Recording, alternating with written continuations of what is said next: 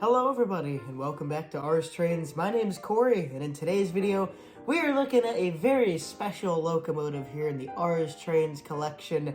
My very first MTH locomotive. This here is D&H number 5002, a 2023 MTH custom run by Mr. Muffin's Trains. I'm sure if you're in the O-Gauge world you know Mr. Muffin's Trains, but like a lot of things, Mr. Muffin himself does a lot of custom runs of new locomotives that come out, regardless of the manufacturer, but a lot of them seem to be MTH. So this here is a very rare run, it seems, of the 5002. I haven't seen anybody else online post about this little locomotive here. So I thought, I don't think I'm the first, because there has to be someone else out there, but just in case if I am, I guess here's the very first look at the 5002 on the whole internet, or YouTube, or whatever. But, so how did I find this fella here? Well, not that long ago, I saw a listing on Facebook Marketplace, of all things. At the time, I didn't even really have O-scale trains on my search thing, because really all I would be looking at before was like cars and stuff. Not that I'd ever have the money to get any, but it'd just be nice to look at this 55 Ford or whatever. But anyways though, I saw this listing pop up because occasionally I would look at O-scale things or D&H things, and well, this is both. What had happened was there was a gentleman who wasn't that far away from me who was one day looking to build his dream layout and had amassed a very large collection of O-scale D&H things, but unfortunately he had to downsize because of some things going on. So this locomotive here I spied in the very back of one of his pictures, and already there were so many locomotives. The thing is, with D&H, you don't really see that much of it in O-scale. There's like a little more maybe than in like N-scale or what have you, but HO scale is where you see a lot of Delaware and Hudson stuff. But to see something like this in O-scale is not common. So I saw this in the back of the picture amongst many other D&H in like Lehigh Valley and all that other stuff. And I was like, okay, I gotta find it, I gotta meet this guy, and I gotta buy this thing. So went over, and he had a lot of stuff. So this wasn't the only thing I picked up from him here, but this was one of many things I picked up. But it's just been so, I've been so busy with college and just trying to get so many other videos out. It's just now that I'm finally getting to do a video about this locomotive. So brought it home, and I mean, we might as well just jump right into part two. This thing is really dang nice. This is just another classic MTH RS11. I mean, they got the details really nice on this one. Everything just feels really sharp, and it doesn't really feel like there's any corners cut or anything that just feels super cheap on the locomotive itself, or at least on the body. All the details are really nice. My favorite part actually has to be the running boards. Those just look super nice, and I mean the radiator vents too look really good. All the door panelings, the paint is really nice on this thing. And that's more of on the custom run, because in the actual RS11s, I don't think MTH did a recent D&H run, but it was through Mr. Muffins who did 5002, and I believe it was 5003 as well. 5003 was in the lightning stripe scheme, but 5002 was in this very different paint scheme, of course. The trucks are alright, but the only thing that I didn't like that much is that the springs on the truck are molded into, I guess, the mold or anything. It's not like they're actual springs or anything. And I've seen on other locomotives, whether that be Lionel or Atlas, where they are actual springs. So it kind of stands out a little bit to me when you're looking over this really nice locomotive, and then you see those springs there, but just don't really look that good. But still though, when you compare it, when you just look at the whole thing overall and not just the trucks, it looks really dang good. And I mean, there's just so many cool features on this thing. Even inside the cab, there's like figures in there too, and you actually have the little control stand, which is really nice. But going on to the features of this locomotive here, this has everything a modern day MTH Proto Sound 3 locomotive has. I mean, it has DCS, and it also has DCC on board. It has a very good speaker, it has a fan-driven smoke unit, it has directional lighting, and the marker lights and number boards light up, and the inside of the cab lights up as well. It's got a good sounding horn and all that stuff. It has remote control couplers, I guess you could say, which is really nice. it can go really nice and slow. And how I'm running it, which is conventionally because I don't have DCS yet, but even just running it conventionally, it is really dang nice. When I put this on the layout for the first time, I was like, I could not get, I had such a big grin on. I felt like the Joker, where the grin goes across your whole mouth. I don't think, it's really hard to, I was like, I can't match that same face I made, but I was so, and still I am so happy to see this thing run around the layout. It's a really good locomotive, and she's a really good puller. I believe there's a few traction tires on this thing, but that traction tires really helps, because pulling it with my hand here, it's giving me really good resistance to where it's not spinning until just now it's starting to move. So that right there was probably like a 20 scale cars or what have you. Now, depending on how much weight is in them is another story, but this thing is a really good puller, and it's a great runner, and it looks really, really good. And I guess you might as well jump into the story behind 5002, because this isn't what the typical Delaware and Hudson locomotive looks like. Most people know the D&H through the lightning stripe, of course, or maybe some people might be more familiar with the older days of the D&H when the locomotives are just black and had yellow cat stripes on the front. But